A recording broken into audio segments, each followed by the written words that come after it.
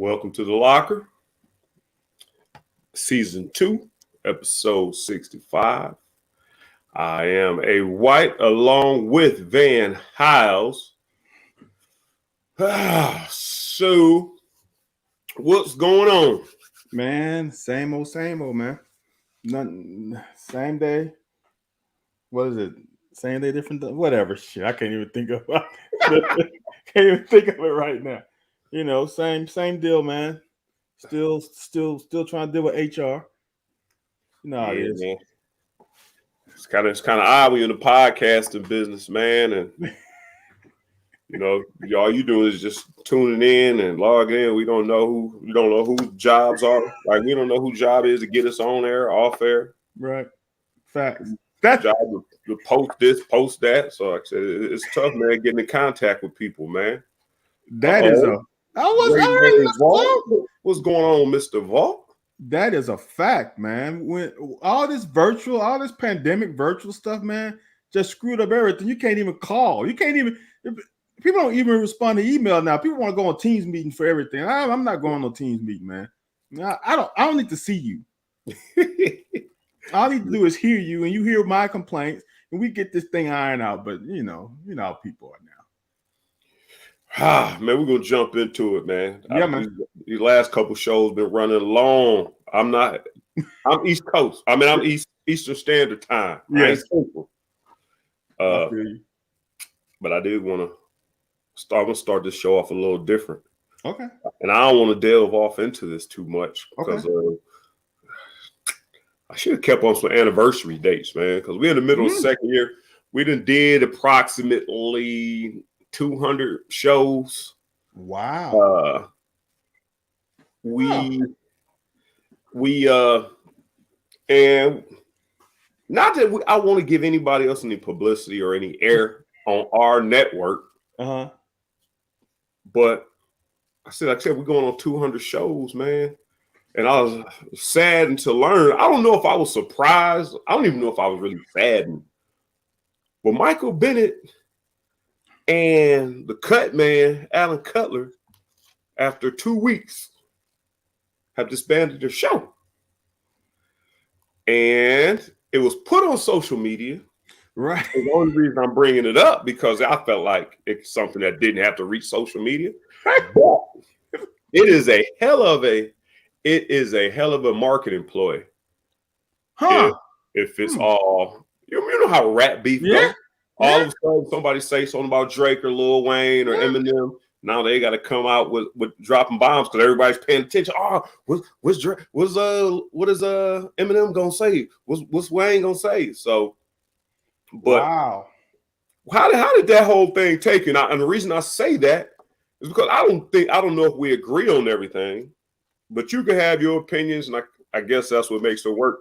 You can have your opinion. I don't mind your opinion. I still have my own. We can finish the show with differing opinions, and it doesn't affect me anyway. Hell, one of us on the screen drinks sometimes during the show. One of us on the screen don't drink at all. So that's a good point too. Look, man, I always go back to this, and everybody can't do this. Because everybody is just not possible because not everybody has the skill set. When you have gone through the wars that we have gone through, there's a level of inherent respect. Period. You don't go through the stuff that we go through without respecting the guy next to you. You don't, dude. There have been teammates on our team right now that I look at them. Since following them on Facebook, I'm not on Facebook anymore, but starting with Facebook, then going to Twitter, it's like, dude, I didn't know you were like that. But I still respect you because I know what you put into it. And I know how you treat me. I know how we treat each other. And saying is that everybody should play a team sport. Everybody should have to play a team sport. I think, and not just for like a little bit of time, like for some time, you develop coping mechanisms. You develop ways to to bond and create that respect with someone who's totally different from you. I'm good friends with Brian Johnson, our kicker, and Brian Johnson's from West Virginia. We are from two totally different ends of everything, but we respect each other, and I think that's something that's missing, man. Is that level of respect because you have gone through something with each other, and you know what everybody has to go through the same thing. Yeah, I guess my take on it simply is, and it kind of you gave a lot of back information, which is good for the cause. I think it's more of two people have ideas, two people have resources, and like I said, and that goes perfectly with you saying you need to be in a team and go on to war together. Because if one person got one thing and the other person has the other thing, you put them two together and work.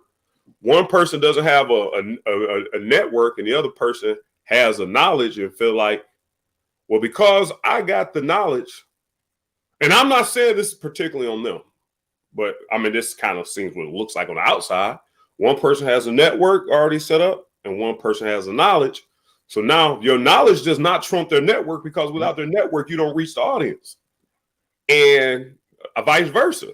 If people going to tune in, they want to tune in for your knowledge, and it has to be a balance. So hopefully it's a trick or treat, and they going to return on Halloween or something. But it was just kind of quick. Like, did y'all not do any interview process? Do they need to hire our HR? Do we need to have our HR department call them and get them on track?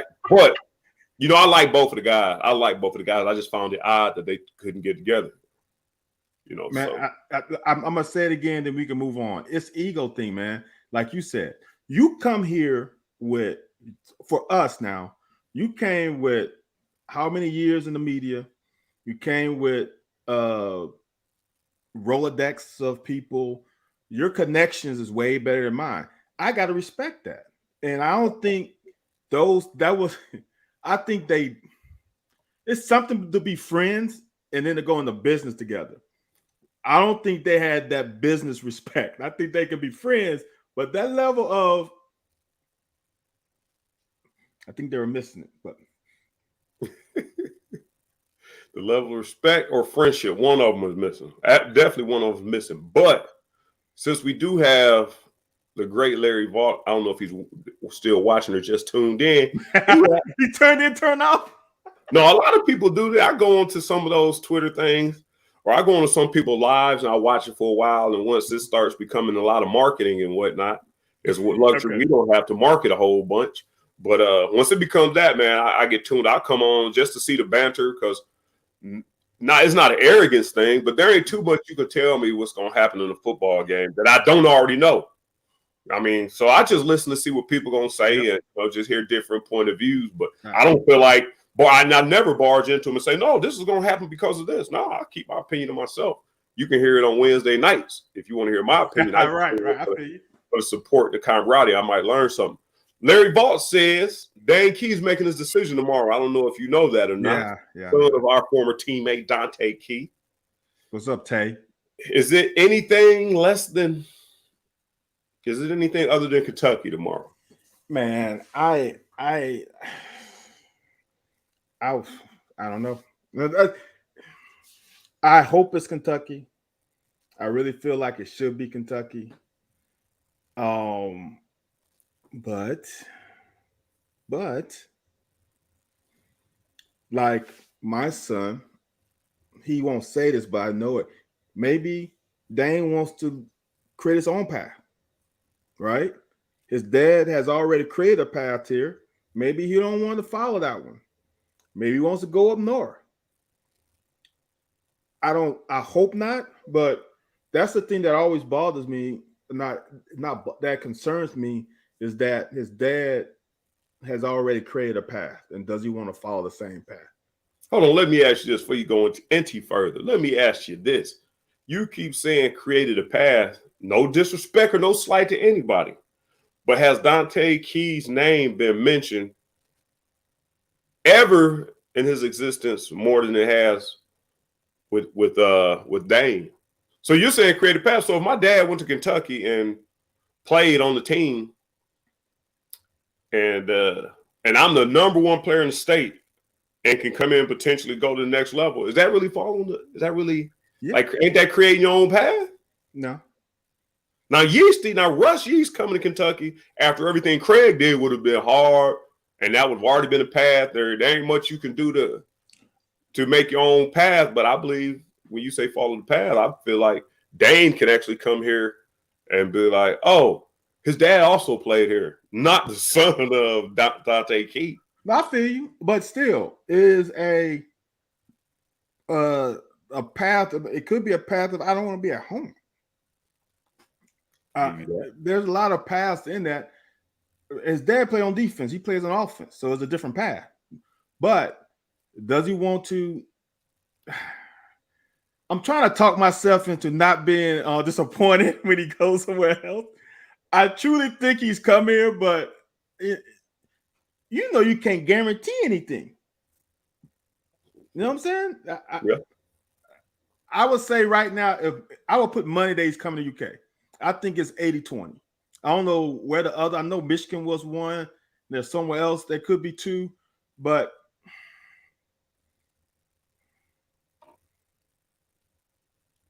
friends are crazy. Dude, he's a receiver coach now. So unless Cohen leaves and Cohen takes him with him, or someone offered him a coordinator job, I don't see why he's not here. I'll do you one better. I'll do you one better. You being too soft on the court, on the outside. You being too soft on the surface. Okay. Do you one better. Okay. He asked, will Woodward be the receivers coach next year? Yeah. You said if Cohen takes him, maybe not. The better question is, will Bo Knight be the receiver coach next year? And what I think Lake Dog is asking, possibly, do you keep Woodward in the same role?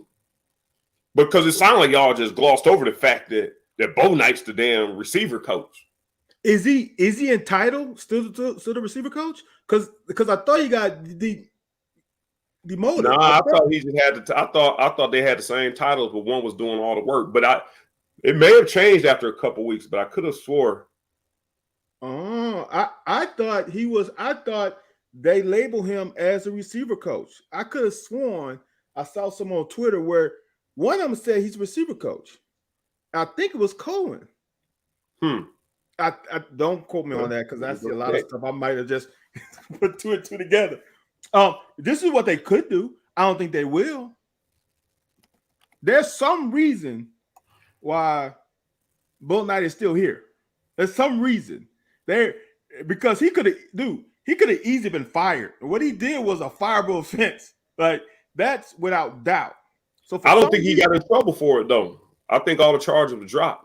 It don't matter. Or amended down. What do you mean? It brought negative publicity to the program. But what you said was a fireable offense. If you get pulled over for a DUI, now if he had alcohol in the system, if there's a zero tolerance, maybe he does.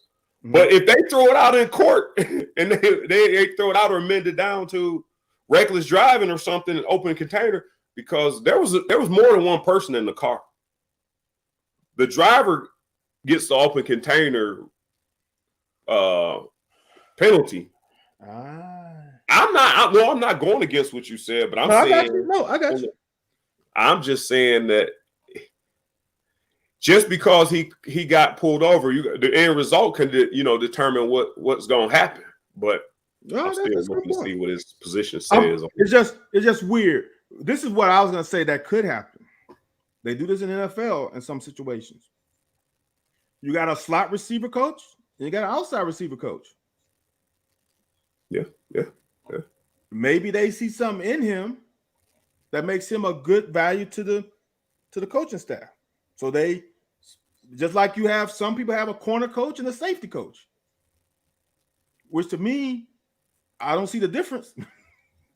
Y'all are together the whole time. Why can't one coach? But you have corner and, I mean, shit, we got an inside linebacker coach and an outside linebacker coach. I stand corrected. on the UK website has moved Scott Woodward to the receiver coach and Javon Bownight to quality control. So the change has been made officially. Quality control. Okay. So quality control means 1 foot out. That's what that means. I didn't even know they had quality control in college. Oh, you never heard the rumors that you ever looked at if you truly never heard of it, look at Alabama's quality control list. Yeah, they call them something different though. It's analysts or something. Yeah. Well, some of them are quality control. Yeah, some of them are analysts. You're right. Yeah. That damn Saban has down a boatload of ex head coaches on his staff that come and work for free, basically. Right. But when you made $5 million or $4 million a year, you can work a year or two for free. So Lake Dog said Craig Yeast has burned some bridges. I would be interested to know. I'm afraid who burned some bridges? He says as far as Craig coming as receiver coach, Lake Dog, he said a friend of his, so I don't know exactly what his affiliation is with the Yeaster, with the old Yeasty. I'm Craig Yeast. Honestly, I'm gonna say this. Honestly, I don't think Craig should take a demotion to me and be a wide receiver coach for any NCAA team. I can see him being a wide receiver coach for the league, but he should come in at worst an OC in college because he's put in work. It's not like okay, all right. He coached in high school as a head coach. Yeah. Didn't he coach? What didn't he coach at a college as an OC? He coached up at Tiffin up in Ohio. I'm not sure exactly what his his role was. He was a head coach in high school. He was an OC. Now he's a head coach at NAIA. It ain't like this is his second year of coaching. He put in work. He was offensive coordinator that put up points. I just can't see him coming to college as a wide receiver coach. You not think he have desire or for it to be a good fit? If I was him, unless it's freaking prestigious school, I'm gonna come in as a wide receiver coach. That's low man on the totem pole. But low man on the totem pole, you can go from wide receiver coach to assistant OC or pass coordinator coach within a year or so, and the money is going to be a whole lot different. I don't know if you come in as a coordinator, one, because of his personality, but if you come in as a receiver coach and you in there doing receiver stuff, but you add to the passing game and you making comments and making adjustments in the meetings, this guy can handle the load. I just don't know, but I'm with your boy Carter Hall. You said it's a lesser position. Well, that money ain't lesser. No, money ain't lesser. I hear you, right? I hear you, and maybe I'm wrong. Maybe I don't know. Maybe I am coach at Kentucky. I am out of that circle. It seems to me though, if he came as a wide receiver coach, like you just said, you better put passing game coordinator on my responsibilities. He's coming from a head coach of a program. He's not coming from OC of Tiffin, right? Then maybe you go to wide receiver coach. He's coming from head coach of a program. You got to give me more responsibility than just the freaking wide receivers. I don't know I thought he's coached at somewhere where it's OC. I'm pretty sure he did. He's got too many years under him to come in as a wide receiver coach. But that could just be a 1-year stay. So you saying, okay, that's not guaranteed. Honestly, that's our boy. That's our boy. Yeah. Honestly, do you know of any Division I coach that would just hire him as an OC? I mean, only people you really think of, it has to be somebody he has some kind of connection with. What I'll say would be Joker Phillips don't have a position. Sonny Dykes, Mike Leach, Chris Hatcher, depending on where he's at. And I mean, he's well connected from Harrisburg because Alvis Johnson knows every damn body. So, but he was offensive coordinator at Franklin College. Here's the thing. You're right. It's all about connections, right? Now you telling me he can't go be OC. Now, okay, let's take Kentucky out. Let's take Kentucky out the picture. Right. You telling me he can't go be OC at McNeese State? You telling me he can't go be OC at Furman? You telling me he can't be OC at, I'm not saying he goes to a Power 5 conference, but to me, and I don't just feel like I'm counting his money.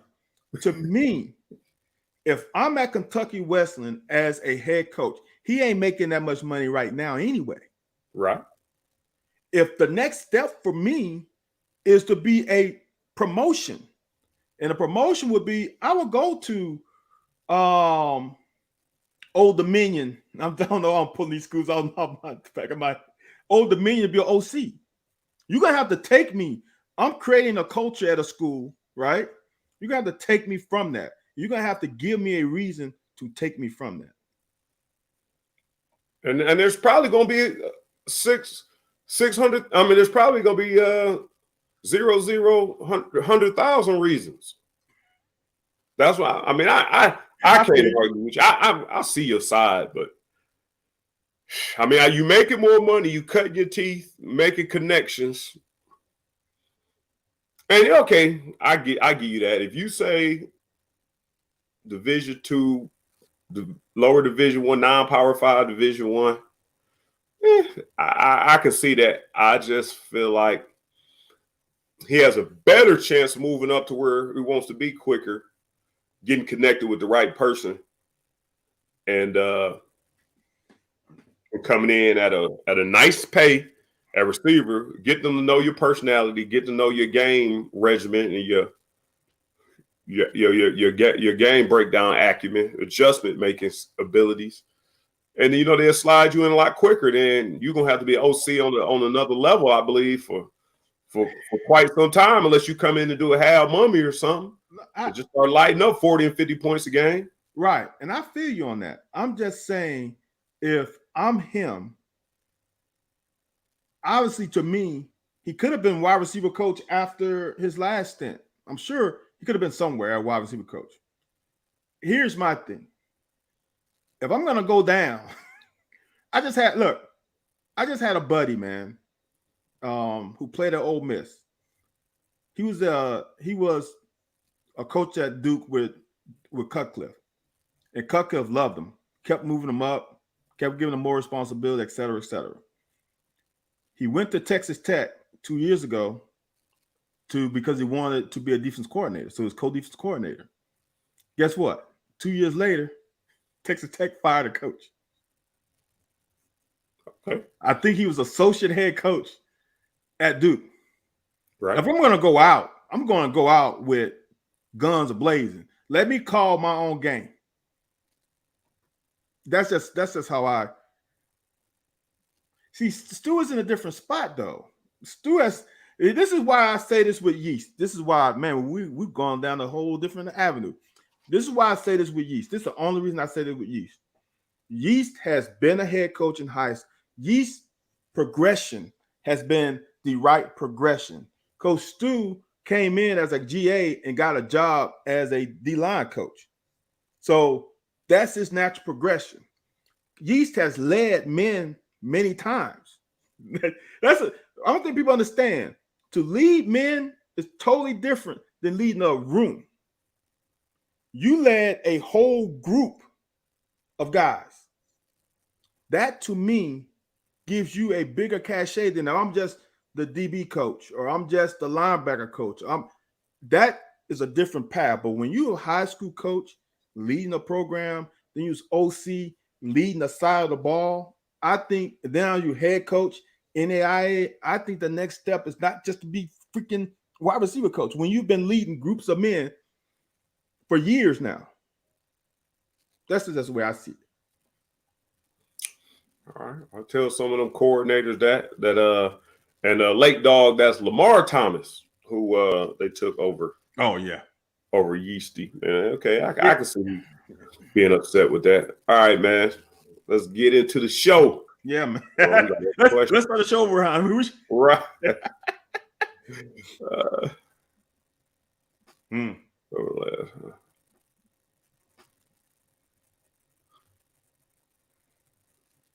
Gotcha. So here we go. Man, what the Cats ranked 12th in the country. Miss Texas effing A&M are ranked 14th, 2 spots behind us, dude. And they lost to LSU and State. No, they lost to Mississippi. Yeah, State. Yeah, State and LSU. I believe wasn't the other one LSU. I thought A&M. Yeah, it might have been. So they get all them points just for beating Alabama, right? And we get 2 spots better for losing to the number 1 team in the country, right, with a hell of a lot of mistakes. Right. Hey, dude, hold on. None of this makes sense. And I'm gonna give you another one. Riddle me this. How is Ohio State ranked ahead of Oregon when Oregon beat them at the shoe? That makes no sense. Hold on. So Oregon lost at Stanford on the road. Alabama lost to A&M on the road. Alabama only slipped a couple spots. Oregon slipped like a shitload of spots. How can look? This is the other one, and then we keep. How does Alabama jump Oklahoma, but don't jump Cincinnati? Cincinnati Navy had the ball. They got an onside kick. Had a chance to potentially win the game. Right. But Cincinnati stays at 2, and Oklahoma drops a spot for Bama. Makes no sense to me. Which leads to my next question.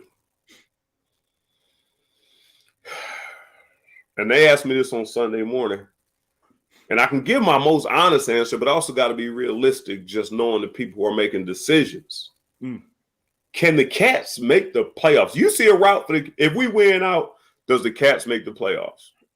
If we win out and Georgia loses in the SEC championship, say, even if they win an SEC championship, Georgia can't lose.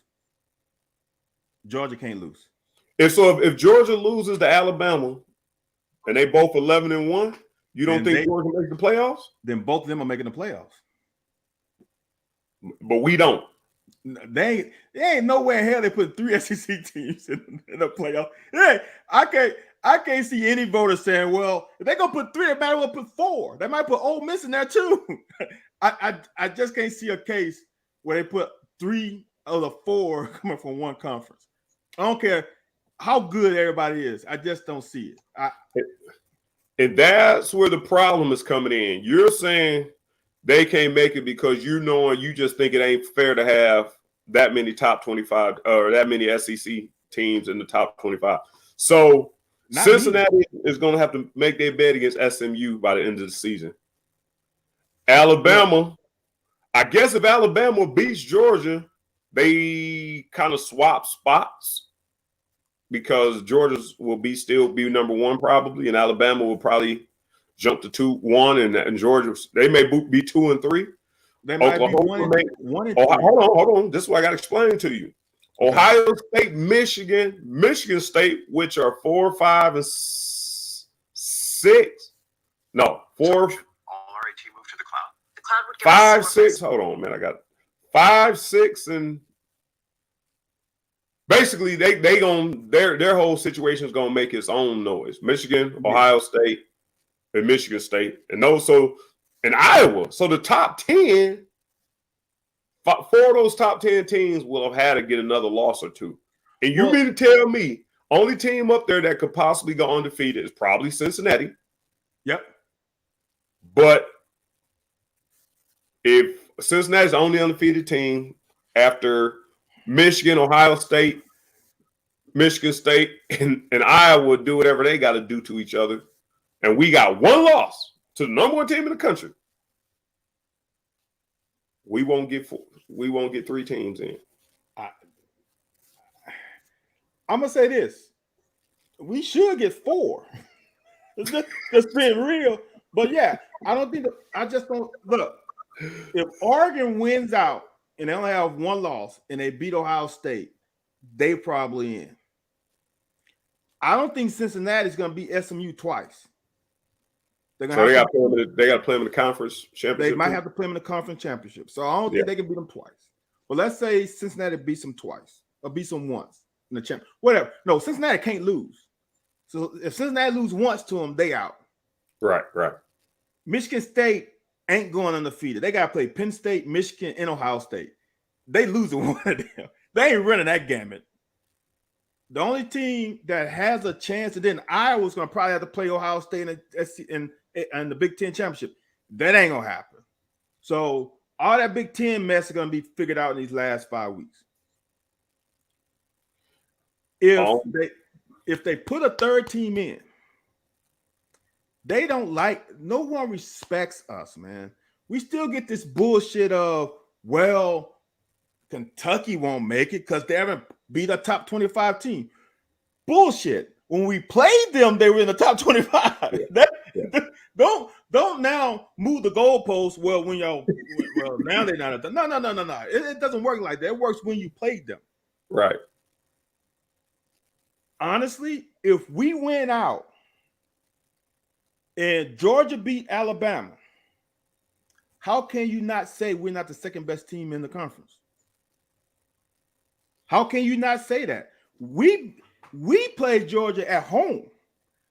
Yeah. Bama lost them on the road. I mean, on a neutral site. How can you not say if they beat Bama and they 12-13-0 and we're 11-1 and Ole Miss is 11-1, are you really going to say we are not the second best team? I think as sad as it is, I think Ole Miss gets the nod. I think so too. But from real people who watch the game, who see damn Ole Miss gave up 50 freaking points to Arkansas, seen Ole Miss almost lose to Tennessee, seen Ole Miss get skull drugged by Bama. Are you telling me that we are not the second best team if Georgia beats Bama and Bama, I don't like to do this, but Georgia beats Bama and Bama skull drug Ole Miss. Yeah. So now you telling me Kentucky's not the second best team in the conference? Here's the thing that I hate about it. It'd be different if Auburn was Ole Miss or if LSU was Ole Miss, where you can go with traditional powerhouse where LSU or Ole Miss ain't no damn powerhouse. Even when they had Eli, they were not a powerhouse. So you can't go by that bullshit. Right. You're going by the fucking Lane Kiffin angle. And they got a great offense. That's the angle you're going, and that's bullshit. Yeah, I give you that. I give you that, man. That can happen. Right now, looking at the gigs, what percentage, how big of a chance does Stoops have for Coach of the Year? If he goes 11-1, he got 99.9999%. He goes 11-1, and his only loss is to Georgia between the hedges, and we scored 2 touchdowns, and no one else has. If we scored 2 of the, let's say they end up giving up like 8 touchdowns for the whole year. If we scored 2 of those, dude, that's 99.99 trailing nines for forever. There's no who else has done better than him because of the. I'm saying obviously Kirby Smart will have to be in the conversation. You give it to him because of the jump, the difference he's made from a year to this year, or from just this year. Because if that's the case, you still got to have. Even if Michigan only loses 1 game, I don't think Ryan Day really gets that chance. I think they lost too early, but I think maybe if Michigan only loses 1 game, you put Harbaugh in there, possibly because of the name and where Michigan's come from, because Michigan ain't been respectable in a couple years. if Cincinnati wins out or loses only to SMU, maybe you get him a shot. But Kirby's doing a hell of a job right now where he's beat shoot. So if it's the season ends, he will have beaten Dabo and Nick and Stoops. Man, here's the difference. This is where all this we just talked about helps the coach because the expectations were extremely low for Kentucky. Some people had Missouri ahead of us. Some people had us finishing 4th in conference. Right. Georgia, Florida, Missouri. There's a lot of people had Missouri like, oh my God. And we talked about it like bullshit. I just don't see Mizzou doing that. So, but some people did. So now you got a coach who was slated to at the ceiling to finish 3rd. At the ceiling to finish 3rd, and we finished 2nd. And a convincingly 2nd. Like, cause we got games up on Florida. We go 11-1, we beat Florida by at least 2 games. Difference between us and Florida. Right? So that's a convincing 2nd place in the East. The way he did it, all the stories, the backstory, we got transfers coming over. We got new coordinator. It all leads to him. Kirby Smart is expected to win the East. Ryan Day is expected to win the East. Lou Frankel is expected to win his because he just did it last year. So this is not, he just brought the Ritter back, their quarterback. That was expected from them. This thing that's happening with us, people still don't expect it. And I'm gonna say this: I'm scared shitless for this week. I'm more scared this week than I was 2 weeks ago. Good transition, because that was my next question. What we looking at? How, and tell me how my fullback, there go my high school fullback, Owasko, checking in after a year hiatus. We ain't seen Mike in like a year, man.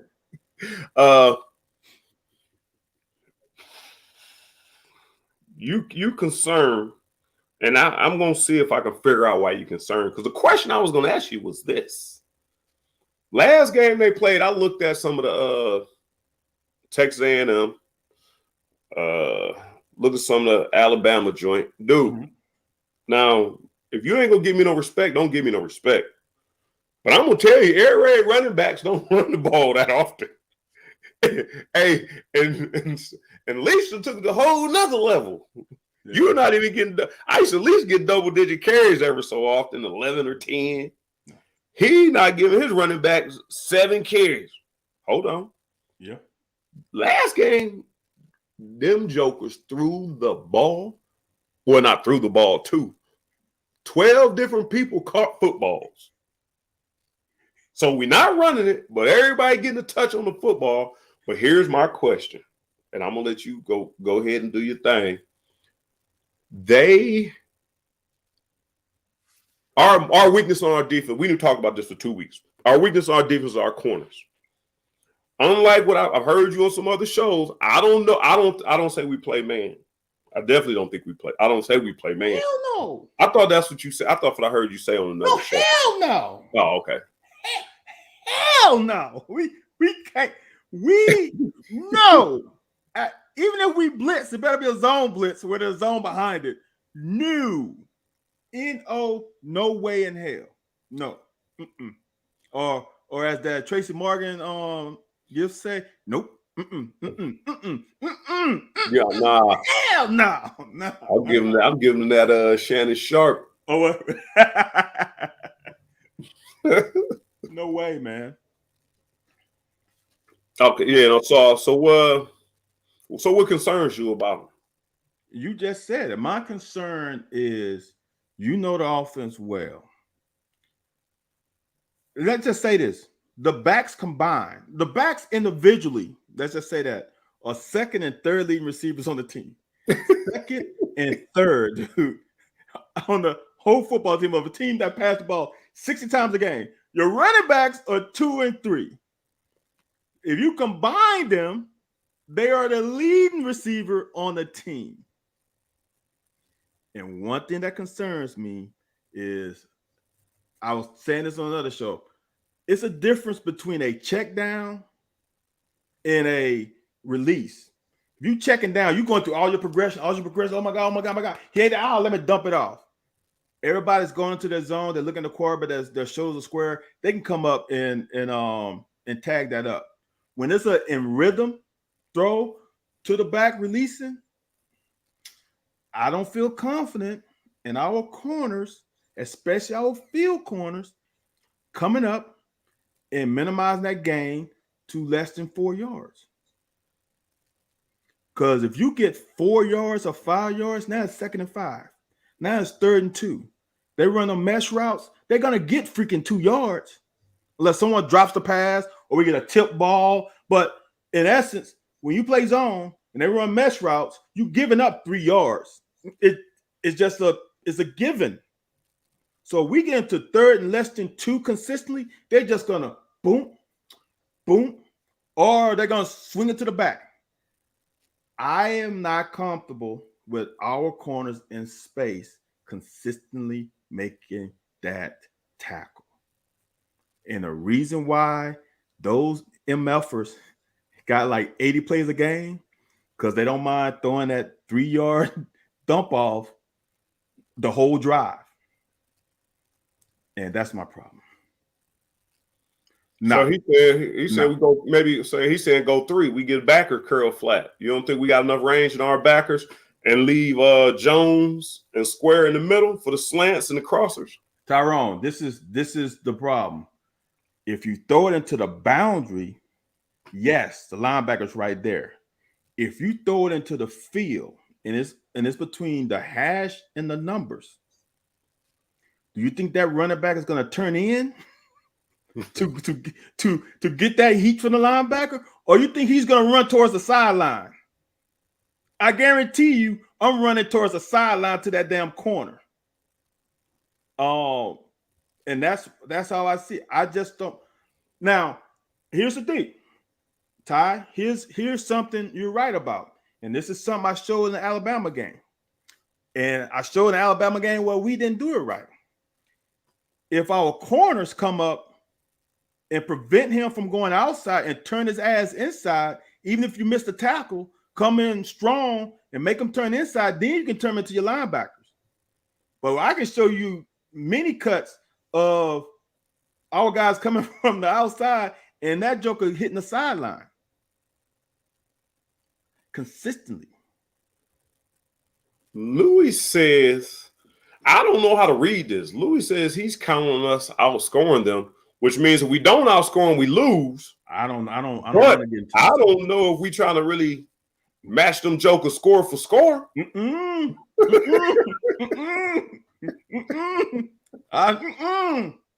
gonna tell y'all this. Go watch the Bama game and watch it. I know the score was 40-something to 9, I think. Remember, one of those was a pick 6. Bama had first play after halftime was a 75-yard damn crossing route that goes for 6. They had another running back go. It wasn't like Bama damn marched down the field and just talent them. Bama had some big plays. Now, Bama's a better team, no doubt about it. But I'm just saying, Mississippi State marched down the field on Bama consistently. Consistently. Damn, Will Rogers had 300+ yards passing. He threw them 2 picks, though. Guess how many picks our corners have? 0? Goose egg? Anthony, guess how many pass breakups they have? Just throw out a number. We week 7. Does a pass breakup mean you have to get your hands on it? Yeah. You just in the area? No. You got to hit the ball. I'll say 3. We have 1 with 3 and 1 with 2. Huh. In amount of games and the way the team passed now? Are you kidding me? The way they pass the ball now? It's ridiculous. So now you feel comfortable. You feel comfortable with us getting? I showed the highlight. I showed the cut up on how Bama got their interception. Their corner played. You can't play it any better. He was in zone coverage, eyes on the quarterback the whole time. The quarterback threw a route. The receiver was not even in his cut. The DB watching the quarterback, saw front hand come off. He picks it off. Yeah. I haven't seen that from us.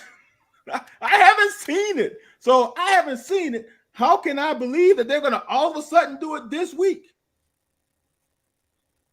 We had a bye week, man. The coaches may have seen what you've seen. They have seen it all year. Here's one thing I hang my hat on. You got a hell of a point. Our cornerbacks gonna have to have a coming out party. We don't have boss man Fat. We don't have, who do we have on the other side? Eccles. Yeah, well, we don't have Eccles. Both guys playing in the NFL right now. Here's the one thing I've been a part of this offense. Man, Leach's ass threw the ball damn near almost 60 times against A&M. Yeah. 60 times? Yes. To win. And here's the thing. And here's how we get 6 interceptions last year. He gonna throw the ball no matter what.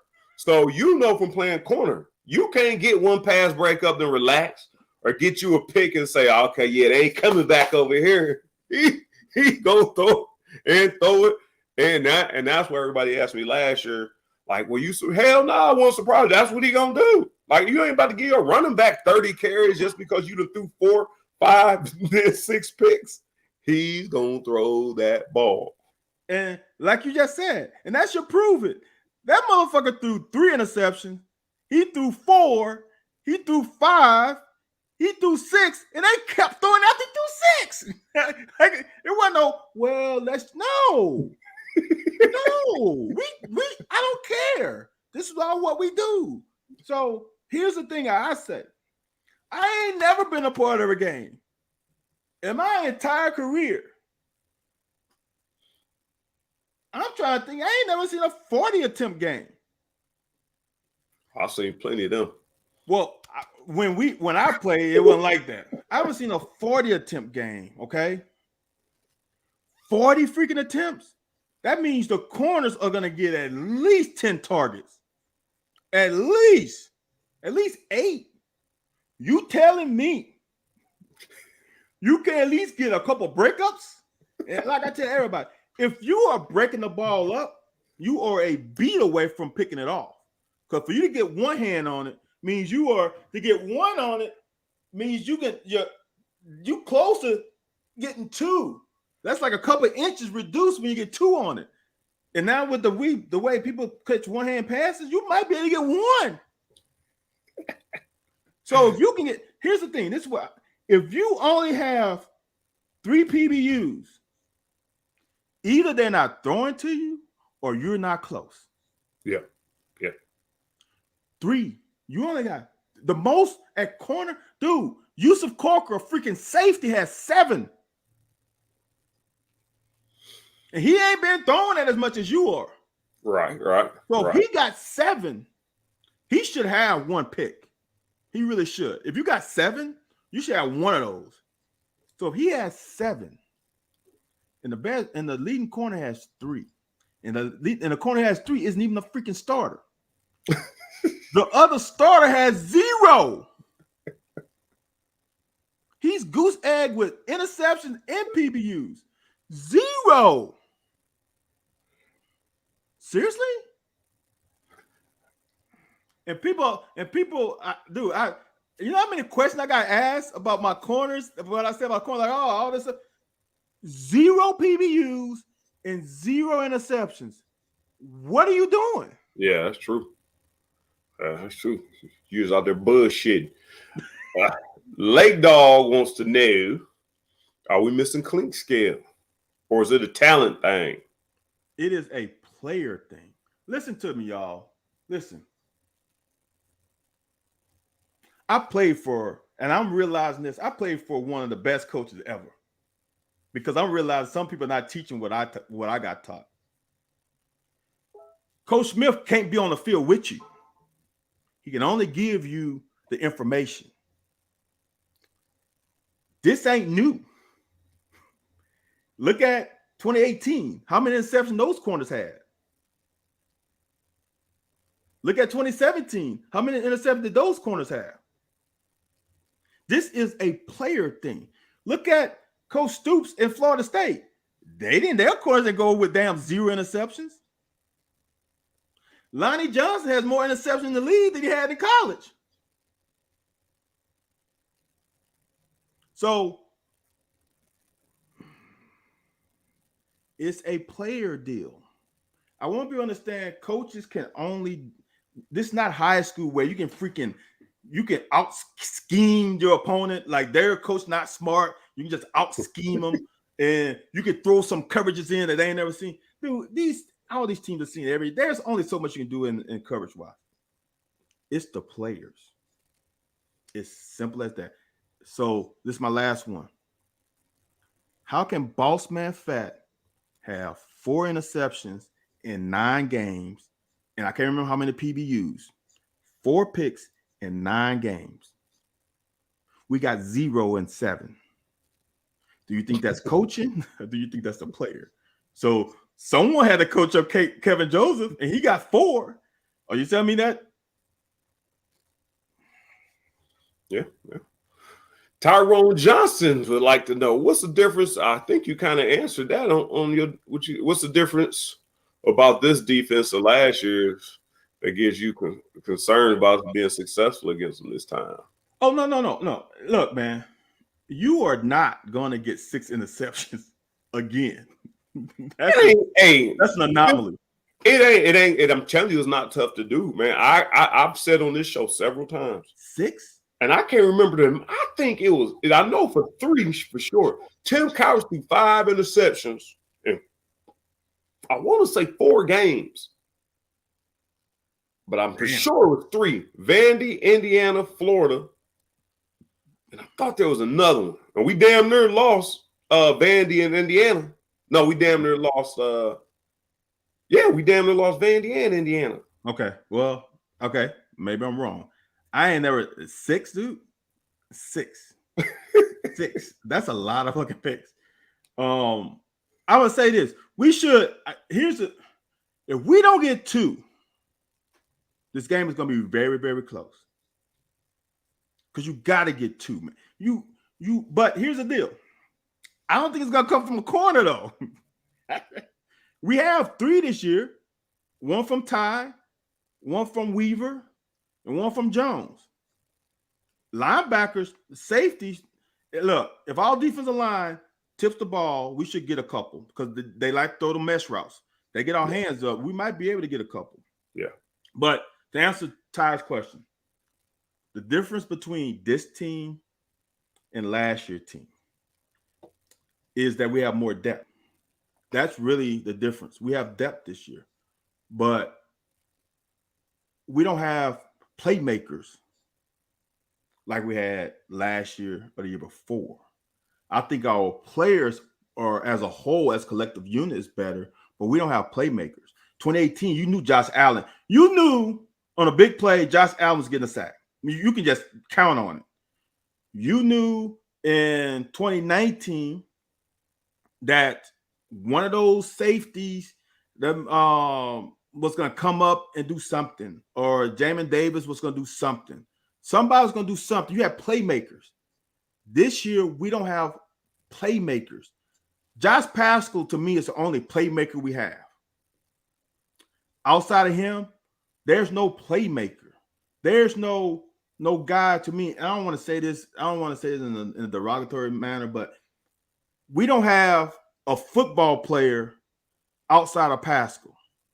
And what I mean by that is a dude who understands the situation, understands where we are in the game, and he's going to go make a play regardless, because he's done his film study. He knows what they're going to run. It's 3rd and 6, and they run the same freaking route 90% of the time, and he is going to go jump it regardless. I don't disagree with you. But I think JJ Weaver is at that, man. He's got the pick and clutch. He got sacks and clutch spots. No, he ain't no Josh Pascal. But I think you call the right defense and have enough faith in him. I could swear I remember.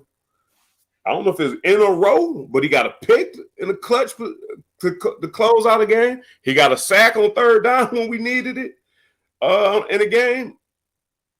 I'm not giving him Josh Pascal level of respect, but just because he's so young, when you saying nobody so emphatically, I don't know if I'm gonna give. I will give him an honorable mention. I say. Okay, that's fair.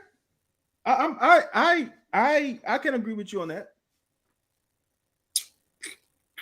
You think the Tyrone says you think the suspension set us back? No. I just don't think it's hard, man. It's hard. It is damn hard getting playmakers in college because the game is so much different. You have to play the game with your mind. How are we dissing Wandale? We talking about defense. We're not talking about. She was talking to Cobby Cobb. No, we can get to that in a second. We talking about. I don't see the corners playing the game from here. I don't see the linebackers as a tandem playing the game from here. And what I mean from here, it's not that you're not smart and you don't know what you're. I won't even say that. I'm saying is you're not studying the game like you studied for your chemistry test. You're not studying the game like you studied for your business test or your whatever. You're not putting the equal amount of time on studying football as you do on your schoolwork. That's the problem that I am seeing on defense. You cannot, without a shadow of a doubt, tell me that guys are studying as they should. I'm going to tell you somebody who is Josh Paschal. Josh Paschal has done some things where he should, his technique, his fundamentals say do this. When offensive tackle blocks down, I should squeeze down with him a little bit. And he is so smart. Well, oh, no. You're not fooling me with that bullshit. I see what's coming the other way. And he makes a play. That's the difference. Because I look at stuff Josh does, I'm like, dude, you ain't supposed to be there. Like, it ain't like, oh, he's like this, looking around like, well, I'm supposed to be. He knows what's going on. He knows that he's trying to influence me to do something. I'm not going to fall for it. That's the level of intelligence and football IQ I'm talking about. We still have linebackers on occasion blitzing to the same freaking hole and creating a damn pile. We just did it 2 weeks ago in Georgia. We had a damn big old pile of freaking players. Like the first week. Oh, you got mixed up. Cobby Cobb said he thought Robinson would be a playmaker and been solid, but he's been solid, but it's been overwhelming for him, he thinks. And happened to think he was talking about Wandale Robinson. And I've had to look at the roster and say, what Robinson has Devontae been has he been a disappointment to you? No. As a sixth year or fifth year? He's a fifth year, but he's playing freaking linebacker. Yeah. He's not playing nickel. There's a totally difference. When they come in 10 personnel with 4 receivers and you playing a slot and you're not really playing the run game, he's playing the run. He's a freaking linebacker now. So kudos to him. Because it's totally different when it's 3rd and 7 and you got a pretty good likelihood of them passing and you don't have to deal with them big stinky linemen coming at you. Totally different game. So no, he has played well as a linebacker for sure. Because he's in there 3 downs. They actually now are taking him out and bringing Vito in nickel. So you are saying we missed some of those guys who were in trouble on the court case. Because if Vito would have been getting seasoned by now, Devontae may not have got him. And maybe if it was right, do you think – no. There's not a possibility of Robinson and Vito in. Would that be a dime look for us? Could we do a dime look like that? Well, you could. The reason why they're in, the reason why Devontae is in because of Weaver's injury. Like, that's Weaver's spot. He is that field linebacker. But since he's coming off of the knee injury, they don't want to give him tons of work. No, that's not always the case, Cobby. The corners, this is not the NFL. There's too many run game situations. You see a lot more safeties playing nickel in college than in the NFL when you got to play they pretty much play man. They play man with zone concepts. It's like a matchup zone, so to speak. Jags, what the hell are you talking about? Ooh. Are you talking about all the passing plays? What do you think he's talking about? He says it looks like Jay Hayes is thinking we're going to lose this game. I can't believe that. I ain't never heard such. Jay Hayes is probably right a step beneath John Short. He is. I ain't never heard Jay Hayes' predictions be outlandish on us winning some games, man. So I'm curious to see what he's gonna say. I'm sure he's gonna chime back in. But before we wind this thing down, man, I'm gonna take a turn. Mm-hmm. I don't know for the better or for the worse. Uh-oh. Have you been keeping up with UK hoops? We had the blue-white scrimmage. We had Big Blue Madness. If not, I just want to know because we're going to transition. Somebody asked me. I know somebody asked you before on Twitter. Somebody asked me, "What are y'all going to do during basketball season?" It was because a lot of people I work with watch this show now. Okay. And I explained to them, dude, we had top 2 team in the state of Ohio coming out before James Posey came. And the backcourt were myself and Kelly Herndon, which were 2 NFL players. So I just want to kind of transition a little bit into basketball. If you don't, like I said, if you ain't peeped it out yet, I know we're still in a football program, but I was watching the blue and white game, man. It's going to be an exciting damn team. Like I said, I don't know if you checked them out yet. If you got a favorite yet, front runner, returner from last year, or any take on the what's coming up this season. If not, we can save it for next week. Well, this is my deal. This is what I want to see because I like all the additions we made. What is Keon Brooks going to do this year? That's what intrigues me. Is he going to get lost in the shuffle? Is he going to get lost in the shuffle? Or is he going to produce like everyone thought he would produce? Is he going to have to stay another year? Like, that's the guy that I'm interested to see how this plays out. I'm with you on and it's funny because Davion Mintz is my dude, and we probably got hearts for these dudes because we've been out there. Played senior years. We didn't leave early. And Davion Mintz came back.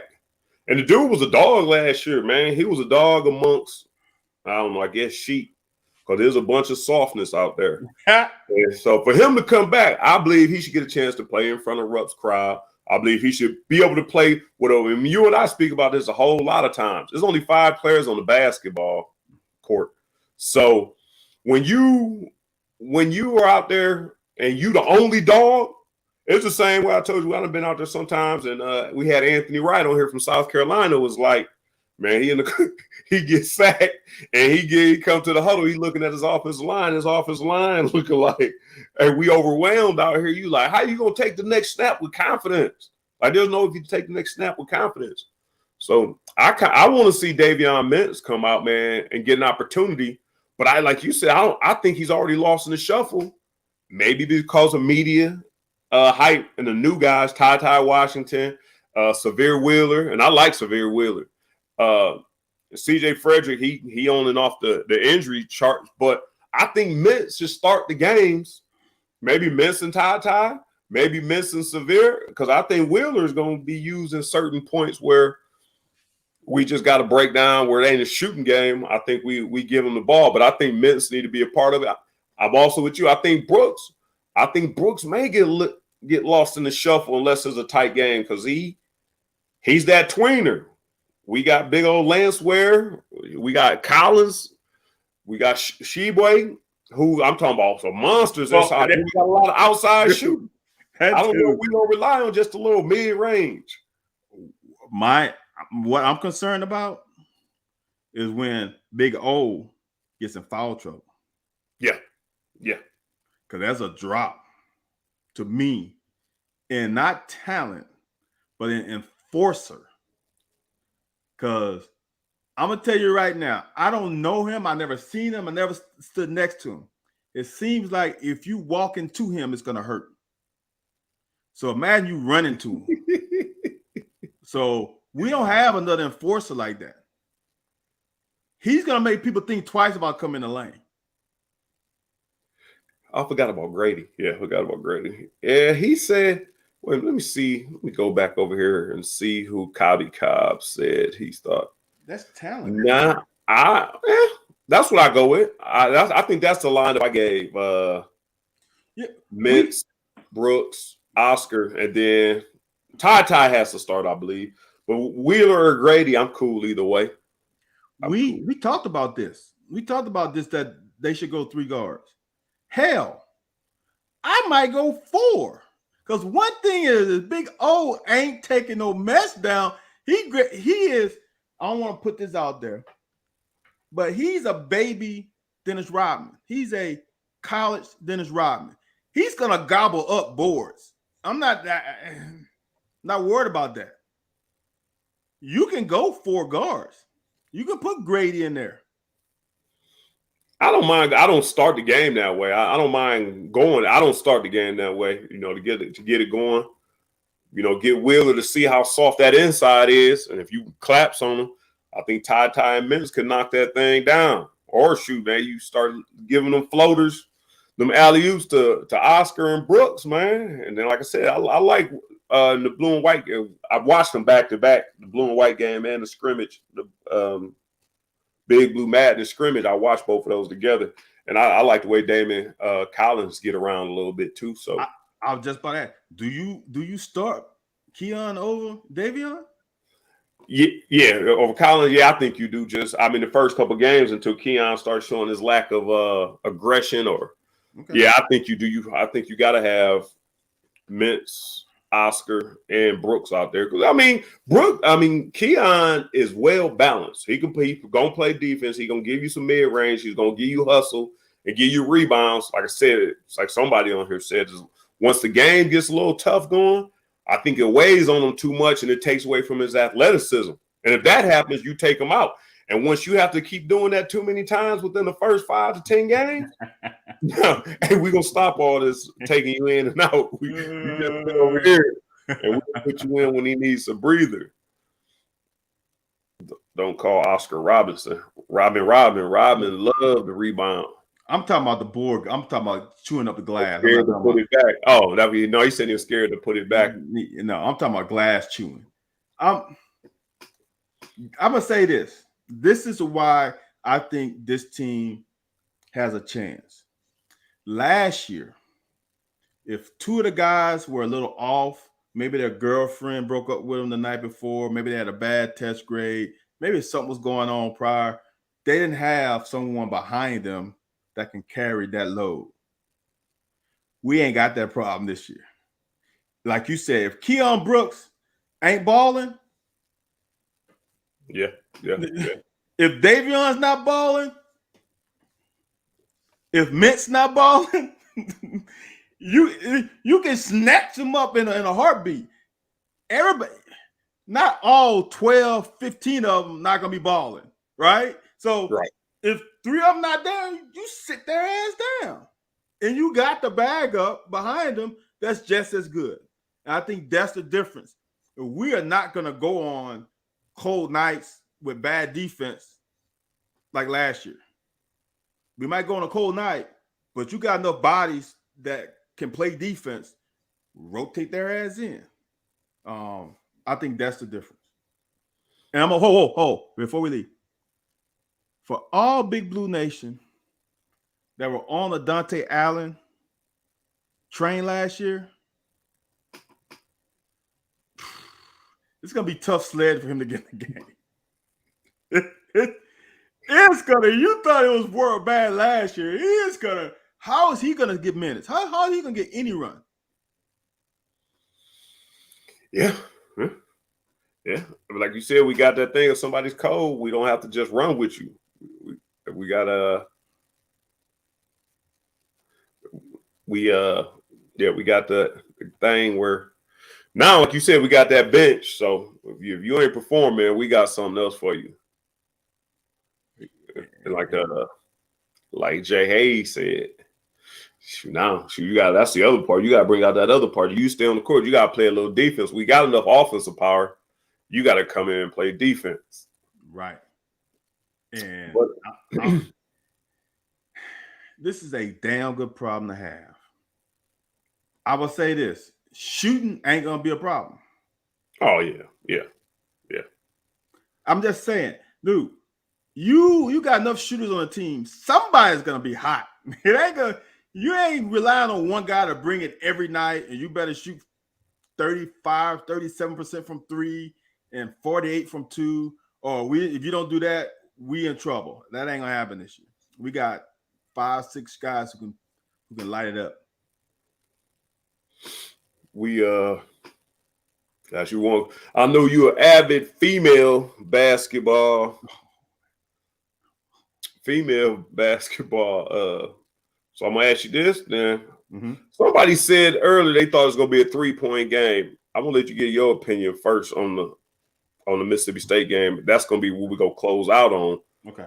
How many points you think it's gonna be a 3-point game or not? Or you can give a prediction if you want. But we talked to Ryan Howard on Sunday, and I asked her, what do you do, or how do you feel about the people who say, and I was talking about the people, I was talking about myself, but I didn't tell her that say you too unselfish. And because she was talking about, working on, getting to know her team, getting her teammates opportunities. And that's what I was like. She said she don't really think about it. Like, I'm like, man, I don't know. It's kind of like the anti-LeBron, the opposite of LeBron. Like, LeBron going to pound the rock and make sure but then he may not want to take the shot. You gotta have more confidence in yourself. And maybe you just don't want your teammates to be mad at you. But I'm pretty sure if you SEC, 2-time SEC player of the year, they want to go out on your missed shot than you trying to get them the ball, and they ain't got the ball. They should have more balls than you to take the shot.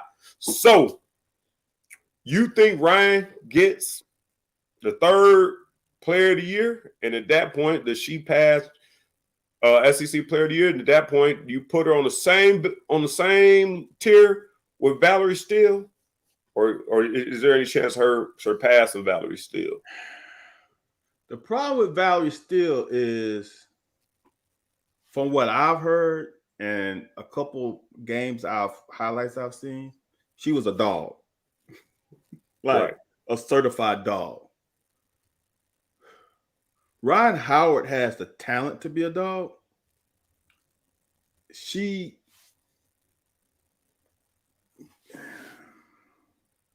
Man, it's hard to say. She's a great teammate. Right. She's a great teammate. She's a great girl from what I see. But there's just too many times for me in half-court sets where she don't touch the ball. And for me, maybe it's a male ego, male testosterone deal. I don't give a damn. Give me the ball. And sometimes I have to go out of the foundation of the play to go get the ball. We did that shit in high school. High school, you can freaking pass the ball forever and never. No. Fuck, give me the ball. Or you go and take it. Right. I think there's a situation that's too often where she's in the corner just standing there. Me as a player, and with the coaches who played the game, the coaches on that bench have played the game. If she go take the ball, they're gonna be like, all right. They're gonna be like, no. All right, man. All right. I see what you're seeing. Right. They've been there. I just don't like that.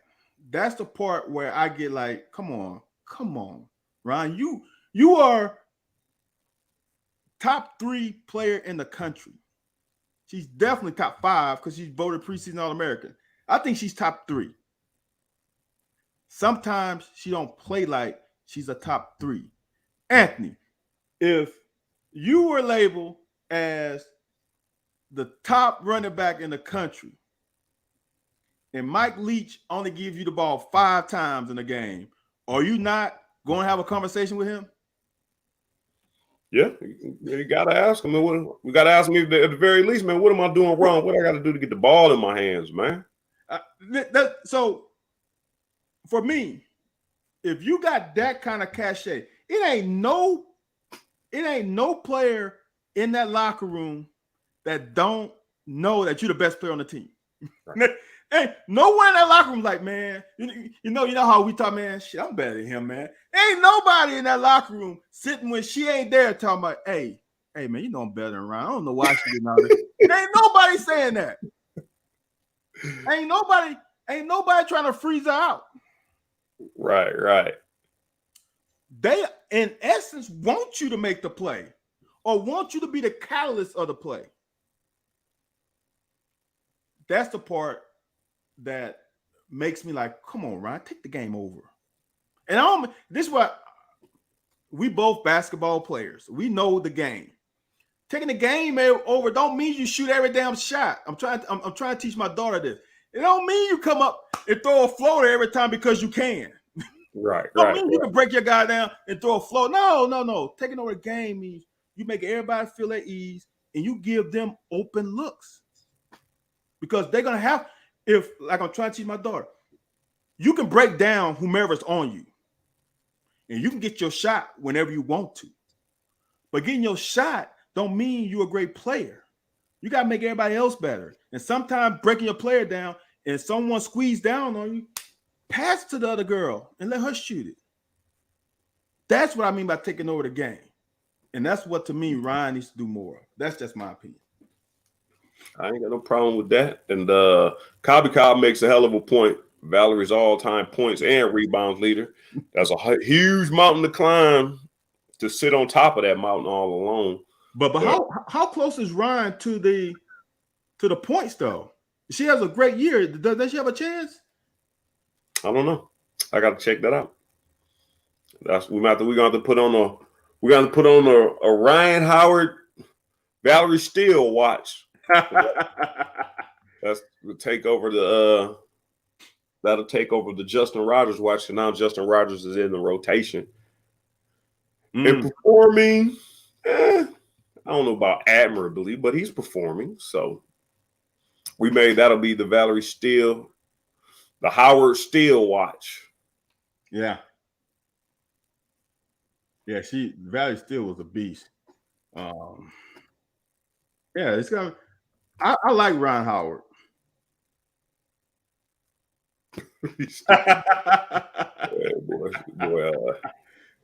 boy, crazy. All right, yeah. So finishing up on this Mississippi State game, you think it's gonna be close? Somebody said 3 points. You think it's gonna be 3 points come down to a field goal?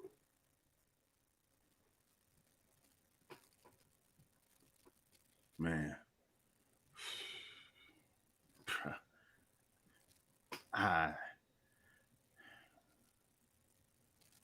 Man, I'm so hesitant on this one because of the shortcomings. It's like boxing matches, styles, right? I thought we matched up pretty good against Georgia, in my opinion, as far as style wise. We don't match up with this team style wise. And to me, it's either going to be a catastrophe and we're going to blow them out by like 20, or it's going to be a nail biter. And my gut right now is saying it's going to be a nail biter. I understand what you're saying, but I'm going to give you perspective. I want you to take with you into the weekend. Right. Okay. One thing you and I both know is that we can run the ball. Facts. I think Will is going to handle the ball more. If something's not there, he's going to get rid of it or pick up what he can and get down. We both know, well, I know, and hopefully you accept my expertise on the air raid, that they are going to throw the ball no matter what. Oh, yeah, we already talked about that one. Here, yeah. So here's where I want you. Here's where I want you to invest your leverage on the outcome of the game. Now, here's the question. We are going to come out and run the ball as much as we got to, and we may take some opportunities if they are there. We are going to control the tempo and the clock. Okay. Do we agree?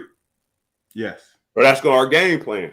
Yes. If we get up by 7 points by running down the throat, and we get a 3 and out, and we grind off 7-8 minutes off the clock and come away with 3 points, now it's 10-0. Do you think that they are going to complete more passes than we are going to stall drives?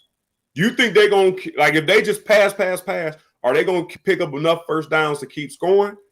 Because that offense, once you get down by a certain amount, and we just going to come out and run 5 to 7 minute drives. So if we run a 5 to 7, as soon as they get the ball back, the mentality each time we score, whether it be 3 or 7, is going to turn into desperation and more throws. So 3rd and 8, 3rd and 7, we bat the ball down, they drop it. Our offense back down there. 7 minute drive. You put 2 7-minute drives together, and they have the ball 1 point. That's a quarter. That's where I hinge my thought process on. I don't think it's going to be a nail biter.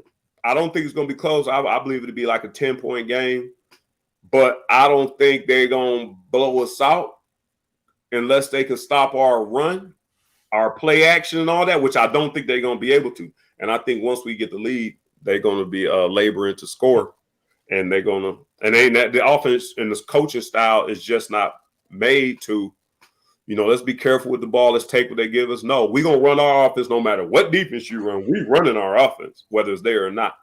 Right. And I think they get frustrated. Okay. No, I hear you.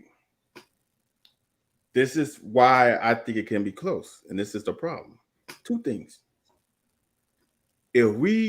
Their rush defense is better than what you think it is. Our rush offense is good, though. We get in the red zone, and we don't punch it in. And we get field goal blocked. So we don't punch it in. Then they come back and get a couple field goals. And maybe a touchdown.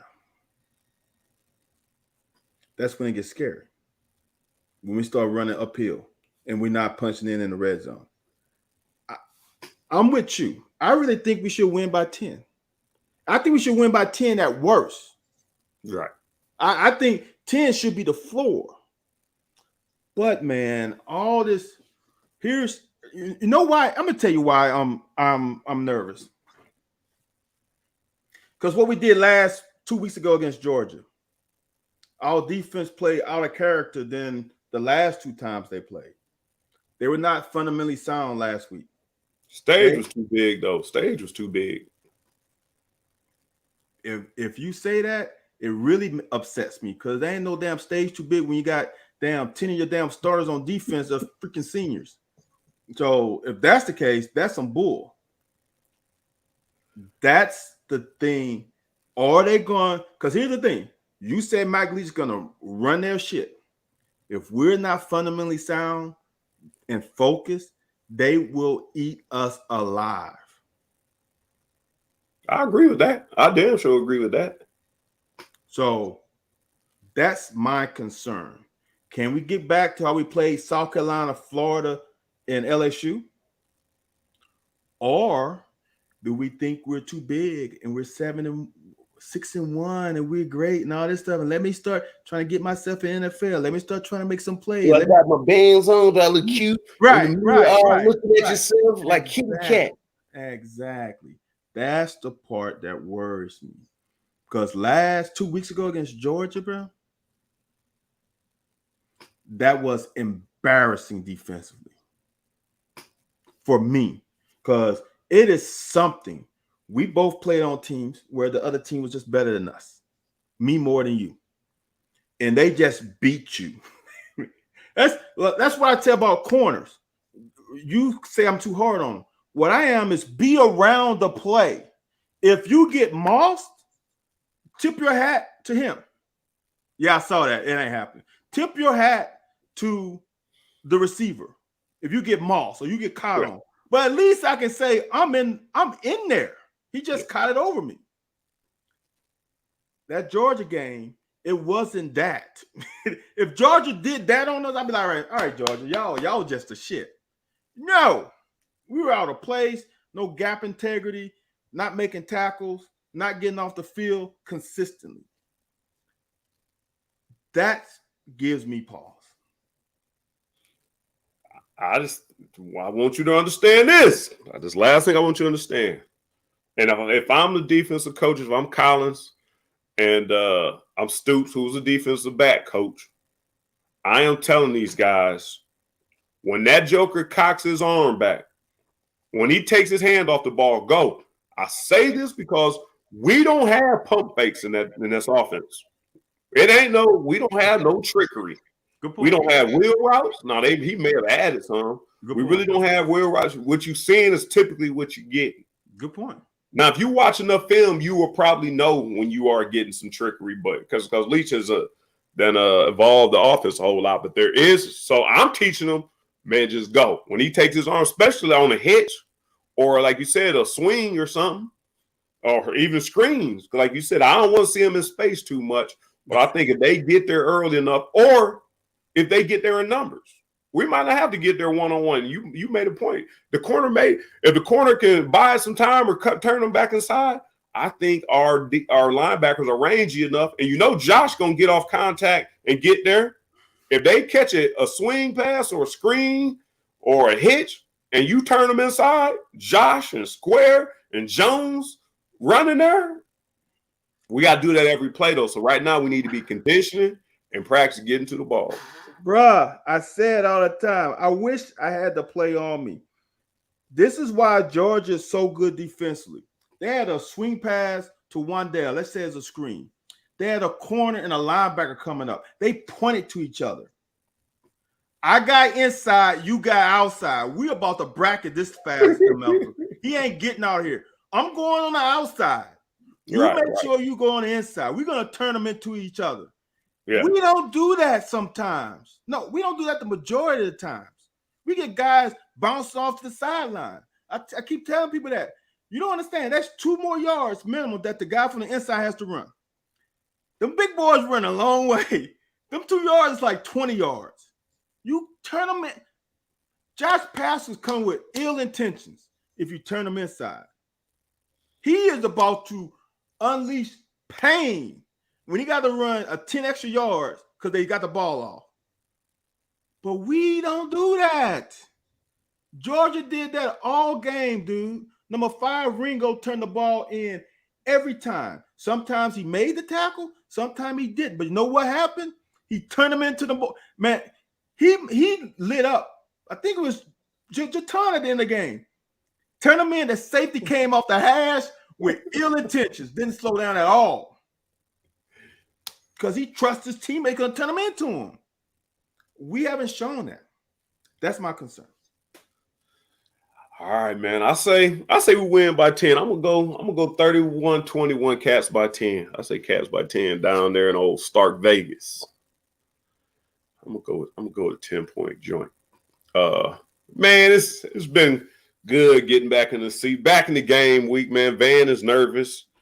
Louis nervous. Jay Hayes got the whole house on it, man. Appreciate all y'all for showing up. And Scott can't make it to the show today. He said he gonna miss us, so we ain't gonna have no recap of the show. But you say what? I'm gonna go 34-27. Mississippi State gonna score at the end of the game, and they're gonna go onside kick, and we're gonna recover.